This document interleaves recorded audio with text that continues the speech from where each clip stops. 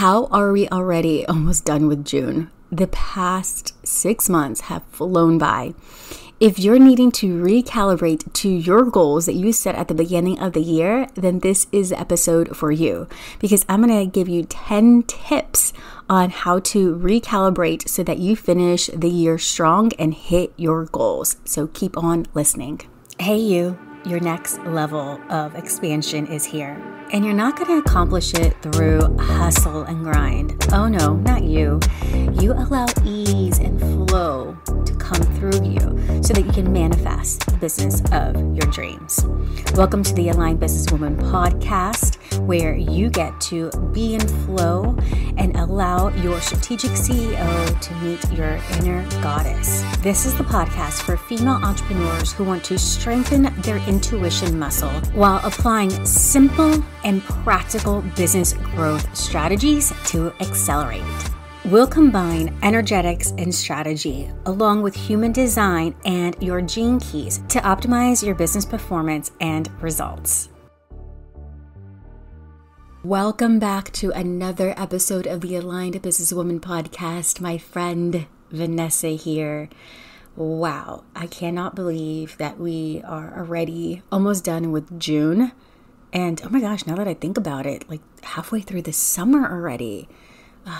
Right now, we are on vacation on our annual road trip up to Granbury, Texas to see some friends, and then to Oklahoma City to see my father-in-law. And as I'm thinking about all the things that have happened, and I've reflected on every single month recently, on all the wins that I had in different areas of my life, I decided, you know what, this might be the perfect time to do a podcast on recalibrating to your goals mid-year. So let's get started on this. But before we get started on the 10 tips, let's talk about what happens. Like, why do we often lose sight of our goals mid-year? I can break these into two different categories: internal factors and external factors. For the internal factors, we can get a sense of loss of motivation, and what ends up happening is that this initial excitement wears off and it leads to decreased enthusiasm and drive. In other words, the honeymoon phase is over and the lack of visible progress begins to sink in, and we're like, oh my gosh, this doesn't feel good, and we lose motivation. Secondly, overwhelm and burnout can be a contributor to losing momentum for your goals. Setting overly ambitious goals without considering practical limitations can lead to this burnout or feeling overwhelmed, especially if you're juggling multiple responsibilities and commitments. The third internal factor is the lack of clarity and direction. When you set vague or poorly defined goals, it makes it difficult to maintain focus, or an absence of a clear action plan can lead to confusion or procrastination. It's like you're wanting to travel somewhere, but maybe it's unfamiliar territory and you don't have a map or a plan on how to get wherever it is that you want to get to. And this next one, I know that I have experienced this in the past before working through a lot of limiting beliefs and, really healing my mindset, is negative self-talk and doubt. This internal criticism and self-doubt can undermine confidence and perseverance. The fear of failure or past negative experiences can create mental barriers so that you unknowingly don't take action, or maybe you distract yourself from actually doing the things that are going to help you reach those goals.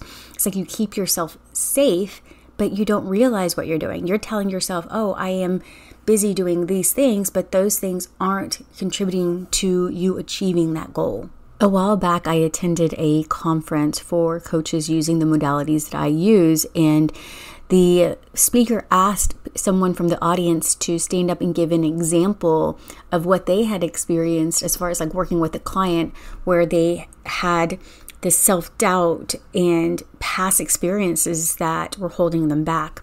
And a woman stood up and shared the story about her client, how she kept herself busy trying to perfect a project. And what the root cause of this perfectionism was is that she remembered her father being really hard on her. And so she took everything from that situation and brought that, that it wasn't trauma, but to her, it was something that was a negative experience. And so she brought that into her future, into her adulthood, where everything had to be perfect. Everything had to be perfect because she didn't want to disappoint her clients. And it was just, her reliving that incident with her father where she did not want to disappoint him. So she was making everything perfect. And this kept her stuck. It kept her from fully having the business that she wanted and the life that she wanted. So we don't realize that some of these things in the past, they are under the radar and they are manipulating our behaviors and our emotions and our thoughts, which give us the outcomes that we're getting. Next is being stuck in comfort zones. This is a different way to view the comfort zones, though. So have you ever achieved initial success? And then because you achieve that, you just kind of slow down and you have reduced efforts. That's what can happen. So it's not necessarily that you're not getting out of your comfort zone, but you reach a certain level of expansion and now you have a new expanded comfort zone. And so now you're like, oh, I can rest now. And then that rest ends up becoming a longer vacation than you expected, right? It becomes like a new lifestyle. So staying within comfort zones rather than challenging yourself is something that gets us into that mid-year slump. Let's quickly go through some external factors that can cause a mid-year slump. The first is that maybe we change priorities. Maybe life events such as career changes or maybe a new offer in your business or family obligations or health issues can shift your focus, and that's okay. You could have new opportunities or challenges that redirect your attention from your original goals, which is why doing a recalibration mid-year is going to be extremely helpful. I know that I grow really quickly in my mindset, in my awareness. So what I thought or believed about myself or just my values can quickly change throughout the year. And my Open G Center might contribute to that as well. Next, external distractions. Everyday distractions such as social media can consume time and attention. When you have an unorganized or chaotic environment, this also disrupts focus and productivity. Third, the lack of support and accountability. This is what I love about the Profitable CEO Accelerator is that we meet every single week. Plus we have a Telegram chat for that account and support.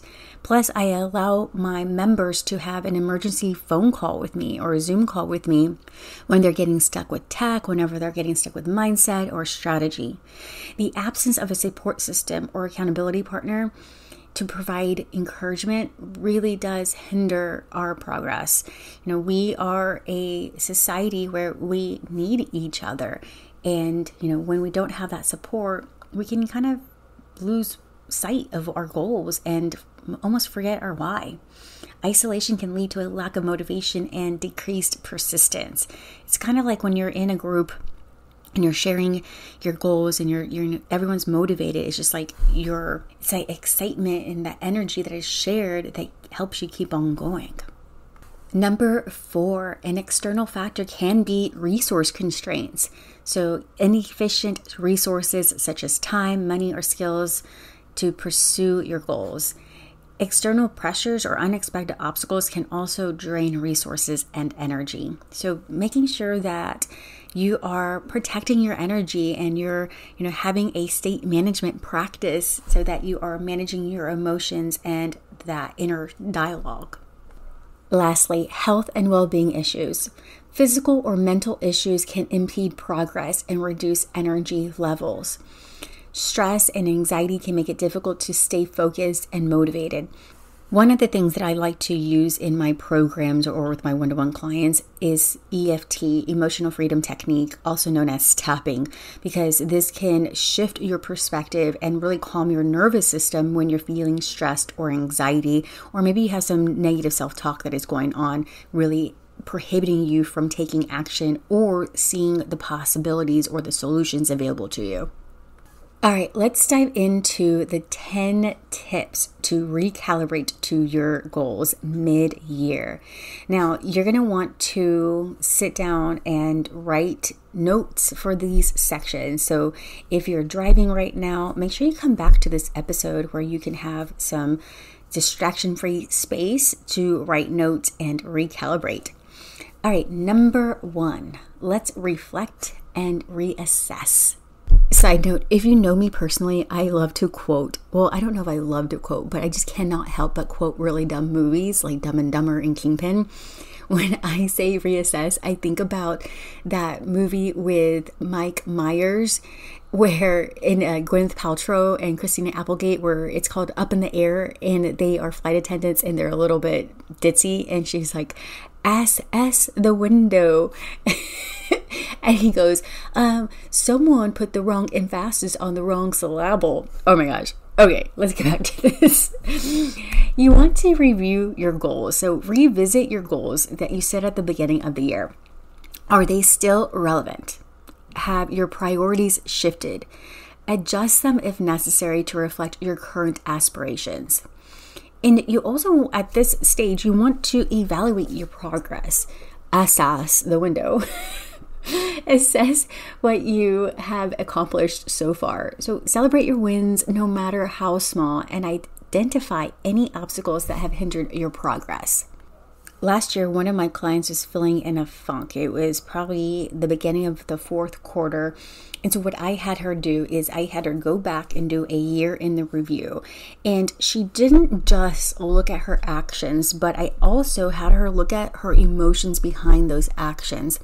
I wanted her to see how she can recalibrate to the emotions that had a positive outcome in her business, and then also reflect on the lessons that she could learn from the negative emotions that resulted in an outcome that she didn't want, so she could use them both for her good and replicate the good energy to get the positive results that she wanted. Number 2, reframe your mindset. Adopt a growth mindset, because this is going to help you embrace challenges as opportunities for growth. Understand that setbacks are part of the journey and use them as learning experiences.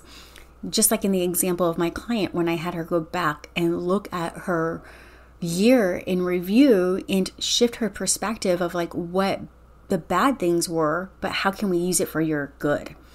Positive affirmations will help you reinforce your commitment and boost your confidence. Number 3, refocus on your vision. Clarify your why. Reconnect with the reasons behind your goals. Understanding the deeper purpose of your goals can reignite your motivation. I love using the logical levels of change in goal setting sessions with clients because it starts with your higher purpose. This is going to trickle down into your self-identity, your beliefs, your habits, your skills, all the things of what is required for you to be able to achieve your goals. The next part of the refocus on your vision is that you want to visualize what it's going to be like to have achieved that goal, because the subconscious mind doesn't know the difference between what is real, imagined, or remembered, and it always wants to please you and make you right. So when you spend a few minutes each day visualizing the success of this achievement, it helps you direct your subconscious mind to go to work to get the resources so that you can achieve those goals. Number 4, set short-term milestones. I really love the book, and I'll make sure to link it in the show notes. It's called The 12-Week Year. And what he does is that he takes your goals that you would normally want to achieve over a year, and he shortens them to you have a 12-week span to achieve this goal. You've probably heard that if you want someone to accomplish something, the more time you give them, then they're going to use up all that time. Well, the same works for us. If we give ourselves an entire year to achieve a goal, then we're going to take that entire year. And eventually we lose momentum, just kind of like what we're talking about here. Like we lose momentum because we have such a long runway. Inside the Profitable CEO Accelerator, what we do is we use the power of our subconscious mind to help us achieve goals. And so we go into the future and we envision what it's like to have achieved that goal. And then we trace back our steps and get bite-sized milestones of like, okay, well, if I achieve this goal at the end of the year, well, then October 1st, this is what happened. And these are the resources that I needed to be able to achieve this milestone in October 1st. And then we keep going back. And then we revisit our plans every 30 days. Number 5, you want to create a detailed action plan. So with these milestones, there are stepping stones that led to this, oh, we're here at this milestone, right? So mapping it out day by day, week by week. You want to develop a detailed action plan outlining what you need to do each day and week to reach that milestone, and also the resources needed to be able to get there. Prioritize tasks that will have the most significant impact. Now, this is very much masculine energy, and we need both. We need the feminine and the masculine. The feminine is going to be the flexible part of your plan. And so although you have an action plan, being open energetically for things to maybe not go exactly as planned and managing your state so that you have that clarity and creativity to be thinking of an alternative action plan or alternative step so that you're not completely losing progress or motivation as you're working towards your goal. Within this detailed action plan, you want to consider time management. This is why I love the Balanced Workweek framework that I teach inside the Profitable CEO Accelerator, because we have to be able to manage the different energies required in different parts of our journey. So the Balanced Workweek is having a CEO day where we're in the logical, we're in our masculine, we're doing the planning. Then we have the Goddess Day or the Self-Care Day, whatever you want to call it, where you're resting, you're reflecting, you're accessing higher levels of consciousness for clarity and more direction so that you can inform that CEO part of you. And then you have the Doer Day where you're taking that action. So you're back into that masculine energy so that you can achieve these goals. Number 6 is build accountability. Find a friend, mentor, or coach who can hold you accountable. Regularly check in with them to discuss your progress and challenges, and be very honest about how you're feeling about your goals and where your mindset is as you are taking action towards your goals. The Profitable CEO Accelerator does that for you. You get the accountability, you get the strategy, you get the mindset as well. Also, if you are the type of person that likes paper and pen, we have the Practical Manifestation Journal that can help you keep track of your goals, but also it just keeps your mindset in check because you write out every single day what your goal is so that you keep it top of mind, and then you put some action steps of 3 small things that you can do that day to help you get closer to that goal. You can check it out in the Aligned Businesswoman shop. Number 7, enhance your environment. Optimize your workspace. I love freaking decluttering and organizing my office space because it gives it a sense of freshness and newness. So create an environment that minimizes distractions and fosters productivity. Ensure your workspace is organized and conducive to focused work. Again, just clearing the space out, both with decluttering, but then also sage the place or do some Palo Santo. That really does get me into the vibe when I can smell that Palo Santo. It shifts my mindset and I literally get so zoned in and focused on taking action.